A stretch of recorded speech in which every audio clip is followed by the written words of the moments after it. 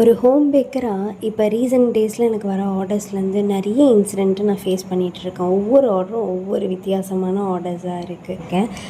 சில பேர்லாம் வந்து என்ன நினைக்கிறாங்கன்னா, இவங்க வீட்டில் வச்சு தானே ஹோம் பேக்கிங் பண்ணுறாங்க, நம்ம வந்து இவங்கக்கிட்ட நல்லா பார்கெயின் பண்ணி நம்ம வாங்கிக்கலாம் அப்படின்னு நினைக்கிறாங்க. சில பேர் வந்து அவங்களுடைய செலிப்ரேஷனுக்கு ஃப்ரீ ஆஃப் காஸ்ட்டில் இவங்கக்கிட்டேருந்து வாங்கிக்கலாம் அப்படின்லாம் பிளான் பண்ணுறாங்க.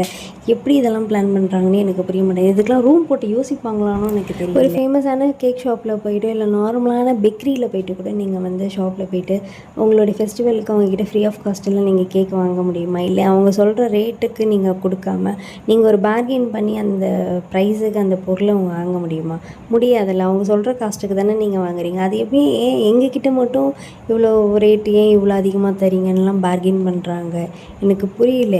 பட் அவங்கள பண்ணுறதை விட நாங்கள் ஒவ்வொரு கஸ்டமருக்கும் ஸ்பெசிஃபிக்காக அவங்க என்ன சொல்கிறாங்களோ அவங்களுக்குன்னு தனியாக நாங்கள் இண்டிவிஜுவல் அட்டென்ஷன் கொடுத்து தான் நாங்கள் வந்து பேக் பண்ணுறோம்.